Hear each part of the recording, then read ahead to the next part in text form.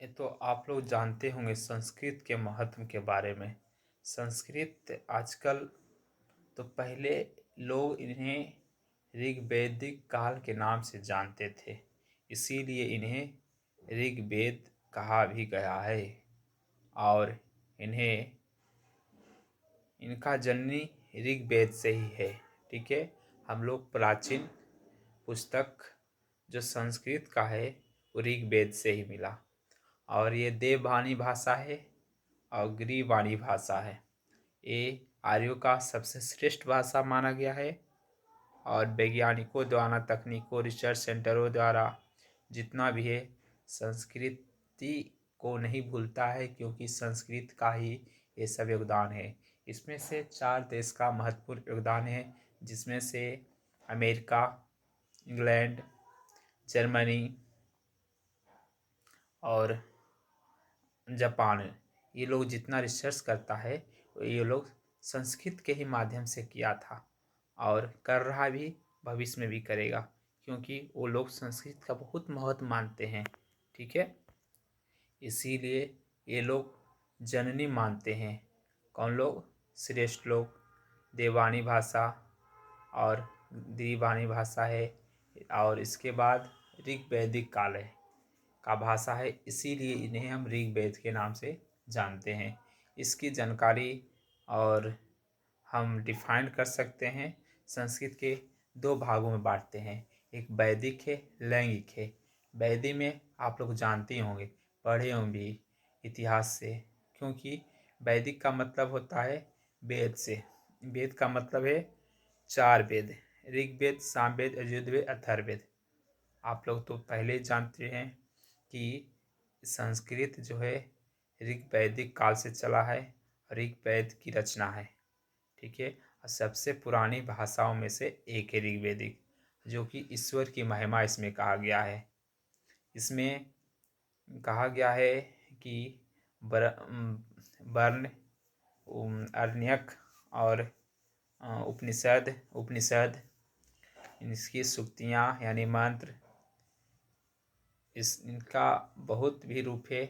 और इनका होर्तु होर्तु करके इस तरह से हर एक टॉपिक में और हर एक शब्दों में इनका बहुत अच्छे से उल्लेख किया गया है। आप लोग जानते होंगे। ठीक है। इसीलिए आपको तो वेद पता ही हो गया। और हम उपवेद बताते हैं। उपवेद में आप लोग को सबसे पहले बात करना है कि ये जो ऋग्वेद है, यजुर्वेद है, सामवेद है, अथर्ववेद। तो ऋग्वेद में हम लोग को आयुर्वेद कहा गया था और उसमें प्रजापति हुए थे। और फिर इसके बाद हम यजुर्वेद की बात करते हैं तो धनुर्वेद थे। उसके बाद विश्वामित्र द्वारा ये लिखा गया था। और सामवेद गंधर्व वेद है, जो नारद द्वारा लिखा गया है। अथर्ववेद की बात किया जाए तो सिर्फ वेद है, ये विश्वकर्मा द्वारा रचिता है। ठीक है। आप लोग को एग्जाम्पल के तौर पर ऋग्वेद में ईश्वर की महिमा ही बताए थे। उसके बाद यजुर्वेद यानी यज्ञों की रचना, यानी यज्ञों की सभा थी और यज्ञ विधि द्वारा अपनाया गया, बताया गया। और इसके बाद सामवेद। सामवेद का मतलब संगीतमय, सा रे गा मा पा धा नि सा, जितने भी इतना स्वरधर निकला था, ये सब सामवेद से बताया गया था। उसके बाद अथर्ववेद। अथर्ववेद में हमको करना है कि नए नए तकनीकी, जादू टोना और औषधि, जिसमें से औषधि में आप जानते हो कि आयुर्वेदिक के जनक चरक और महर्षि भागवत, ये लोग जितने भी नए नए थे ये अथर्ववेद में ही कहा गया था। ठीक है। पतंजलि, योगा, ये सब जितना भी आ रहा है सब अथर्ववेद के अंतर्गत आ रहा है। ठीक है। और वेद में जैसे यजुर्वेद, अथर्ववेद, सामवेद, ये जो जितना भी वेद बोले हैं, इसमें मंत्र भी होता है, जिसमें कि ऋग्वेद में 1028 मंत्र है और यजुर्वेद में एक भी मंत्र नहीं होता। और उसके बाद सामवेद में 1875 मंत्र होते हैं और अथर्ववेद की बात किया जाए तो 6000 मंत्र है। ठीक है। और इसमें अदृढ़ता के नाम से भी जाना जाता है। इसमें से ऋग्वेद को हम कहेंगे होर्तु। क्या है? होर्तु। फिर उसके बाद यजुर्वेद को अर्धवायु, यजुर्वेद को अर्धवायु, सामवेद को ऊर्ध्वगाता, अथर्ववेद को ब्राह्मण और इसके बाद हम ब्राह्मण के बारे में बताते हैं। ऋग्वेद के कौशांतकी, ऐतरेय और यजुर्वेद के शतपथ, तैत्तिरीय। उसके बाद सामवेद को बताएंगे षड्विश, अथर्ववेद के गोपात, इस तरह से, ठीक है। और उसके बाद अनेक बताते हैं। वैसी ऋग्वेद में कौशव्य, तैत्तिरीय, शपथ, उसके बाद मैत्रेयानी, जैमिनी, छंदोग्यम, सामवेद, यजुर्वेद, अथर्ववेद बता दिए हैं। लेकिन अथर्ववेद में कुछ नहीं होता है। और इसके बाद हम आगे बढ़ते हैं। और उपनिषद में भी ऐतरेय कैसे में चलता है ऋग्वेद में, फिर सेवनाटंग, बृहदारण्यक, इस तरह से है। फिर सामवेद में केन, छांदोग्य होता है, और ब्राह्मण में मुंडक, जिस तरह होता है, ठीक है।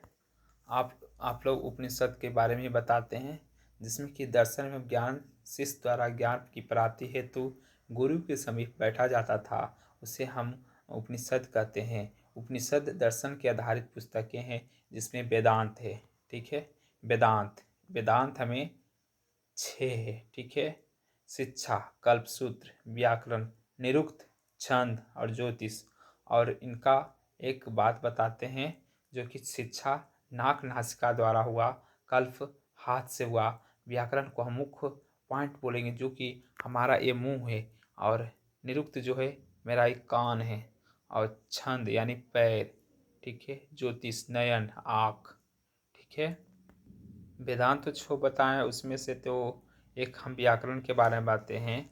व्याकरण द्वारा रचित प्रथम पुस्तिका क्या था? अष्टाध्यायी।